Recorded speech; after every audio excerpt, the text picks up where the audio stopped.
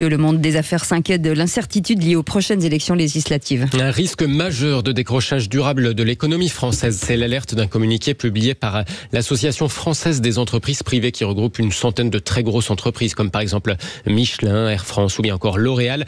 La FEB dénonce, je cite, les tentations d'isolement international et de fuite en avant budgétaire. Alors, elle vise pas explicitement le Front populaire ou le RN, mais entre les lignes, on comprend un peu que c'est pas la majorité sortante qui l'inquiète.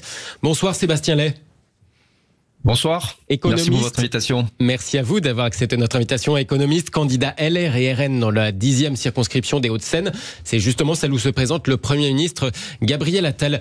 Alors on a Jordan Bardella qui met plus trop en avant l'abrogation de la réforme des retraites dans cette campagne. Ce serait plus à l'ordre du jour s'il devenait Premier ministre. Est-ce que ça c'est l'effet par exemple alliance avec LR plus volonté justement de ne pas faire peur au monde des affaires ? Alors d'abord, les milieux d'affaires, effectivement, la FEP aujourd'hui, le MEDEF hier, je crois qu'ils réagissent d'abord à l'incertitude ambiante et en particulier à la situation de chaos qui a été créée par la dissolution. Moi, en tant que chef d'entreprise, en tant qu'économiste, et sur la base de mes travaux passés, je suis les marchés financiers tous les jours et on voit qu'il y a des peurs et des incompréhensions liées en fait à ce qu'a fait Emmanuel Macron. Donc pour l'instant, ces forces patronales et notamment les milieux économiques financiers internationaux, ceux qui financent notre dette, ils se projettent pas dans l'après, ils ne regardent pas le programme spécifique du Front populaire ou du Rassemblement national ou de la future coalition d'union nationale. Ils regardent le chaos ambiant et bien évidemment, vous avez des mouvements sur notre taux d'intérêt, le coût de la dette qui a explosé. Vous avez par exemple la bourse de Paris qui était sur les 10 dernières années, elle est devenue la plus grande bourse européenne qui ne l'est plus depuis hier.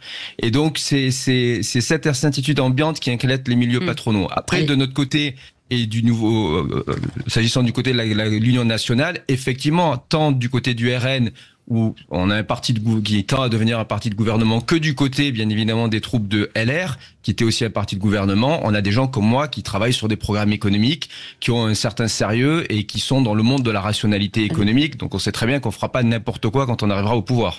Justement, Sébastien Lay, on reproche au Rassemblement national, sur le plan économique, de promettre à peu près n'importe quoi.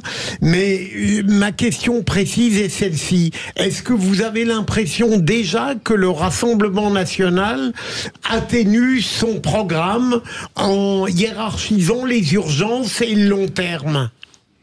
Ça n'est pas un mouvement récent, ça a déjà au moins un an en réalité. Donc effectivement, si vous m'avez demandé mon avis sur le programme du Rassemblement national il y a 5 ans, je vous aurais dit bien évidemment on n'est pas dans le cadre, on ne s'inscrit pas dans le cadre de la réalité économique. Mais là, depuis un an, il y a un véritable travail qui a été fait, il y a des contacts qui ont été pris avec les milieux économiques, les milieux patronaux, tout est prêt. Et effectivement, il suffit de suivre aussi le discours de Jordan Bardella. Vous voyez bien que sur certaines réformes, par exemple, on dit on les mettrait sur pause et on ferait peut-être notre propre réforme des retraites. Parce que moi, en tant qu'économiste et chef d'entreprise, par exemple, j'ai souvent été souvent sur cette antenne pour critiquer aussi l'action économique d'Emmanuel Macron. Moi, je ne suis pas satisfait des résultats économiques. J'entre en campagne aussi contre Gabriel Attal. Je l'engage à venir débattre avec moi sur son bilan économique qui n'est pas bon. Gabriel Attal, c'est l'homme de la dégradation de la note française. C'est 900 milliards d'euros de dettes en plus, pour une croissance qui, sur les 7 dernières années, en moyenne, si vous faites le calcul, n'a pas dépassé 1%, si vous faites la moyenne.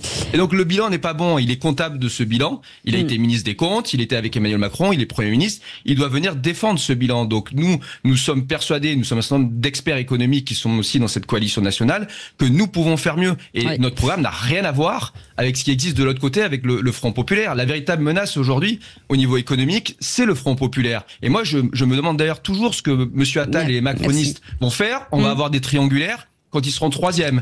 Est-ce qu'ils vont se retirer en faveur de notre coalition d'union nationale ? Merci beaucoup Sébastien. Merci à vous.